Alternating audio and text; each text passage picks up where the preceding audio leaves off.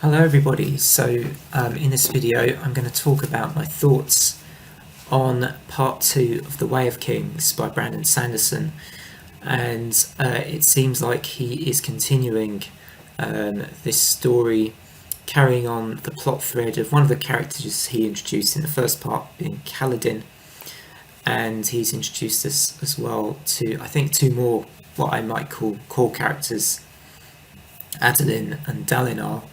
And we are just starting to see him now really setting the scene well with, I think, with a lot of interesting dynamics and a lot of interesting concepts and ideas, and I think things are going to start really hotting up, so to speak, in the next parts that are left in the book.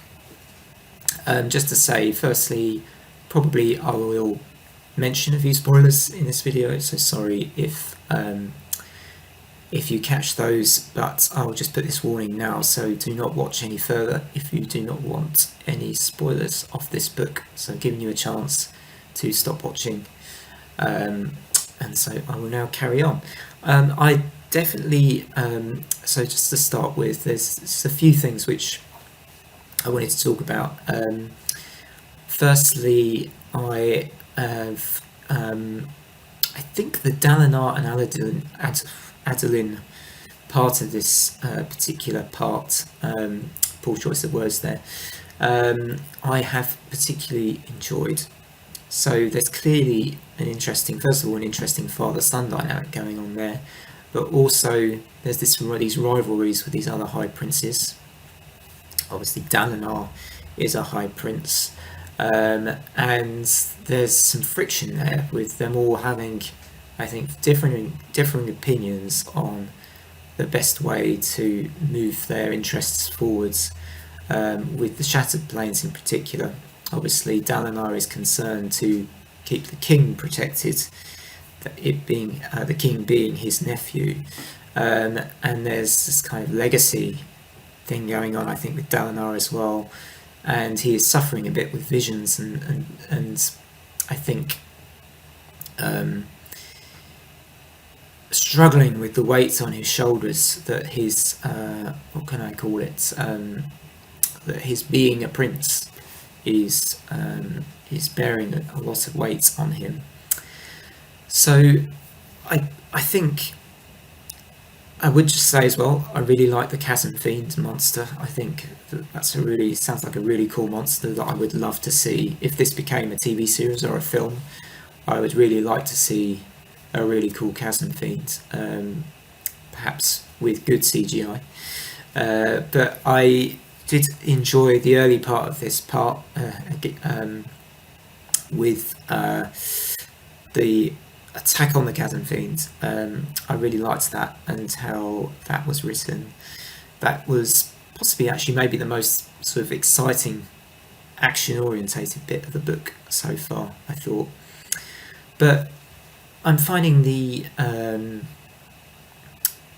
one thing that is very noticeable is that the way this is being written is, I was going to say building bridges, which is obviously part of the Kaladin story, is setting up some really, I think, interesting things to come with this whole story.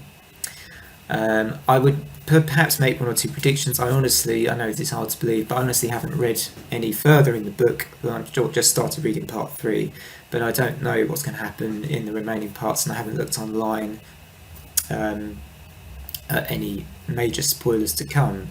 But I suspect, a possible prediction from me is that perhaps Dalinar, although I'm not sure, we are seeing quite a lot from his point of view in this part, but I feel like his days are possibly numbered. He has announced his intention to abdicate at the end of this part, in favour of his son, so it's going to be interesting to see whether he does go through with that and what happens after that with his son. Because in spite of his delusions, I feel like we're kind of being presented with Dalinar as quite a wise person. I get the feeling that in spite of his imperfections, he obviously has the experience of his years. He lots of battle experience, but also experience with other rulers, and power politics, if you want to call it that. So it's possible I'm sensing also, with all these other rivals involved in this story, there's going to be some betrayals. This Zedeus character sounds like he could be a bit of a dangerous one. So I think we could see some betrayals at some point, somewhere along the lines. Now, switching over back to the Kaladin story, I think this is kind of a hero arc that he's got at the moment. He's doing lots of good things. He's trying to be he's being a good person, helping out his bridge crew,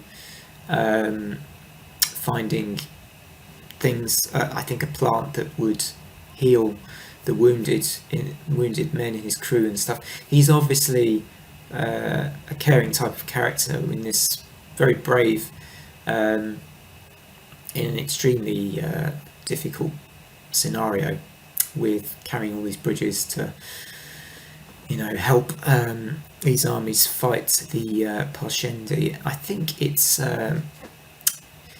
like he's an unlikely hero, perhaps, type of character. I'm not sure. He's obviously in just an extremely tough situation. In my first video talking about this in part 1, I kind of compared his plight a bit to a World War I soldier, where it just becomes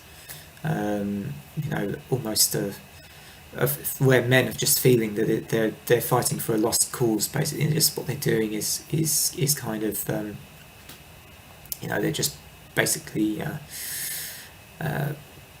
sacrificial. They're sacrificial for another leader's cause or whatever.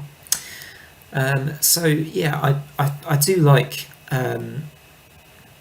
how he's continuing the story, even with a slight change to introduce these two pretty main characters. I get the feeling Adolin and Dalinar are going to feature a lot more, perhaps in the future books of this series as well.